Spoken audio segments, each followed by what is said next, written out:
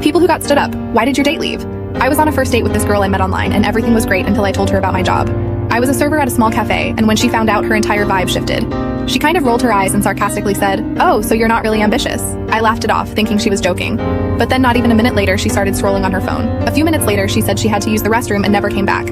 I sat there feeling like a complete idiot, and the bartender must have noticed because he walked over and said, "Tough night?" I just nodded and said, "Yeah." I told her I was a waiter and she judged me for it. He laughed and said, "Man, if that's her deal breaker, you dodged a bullet." He poured me a drink on the house and spent the next half hour just chatting with me about random stuff.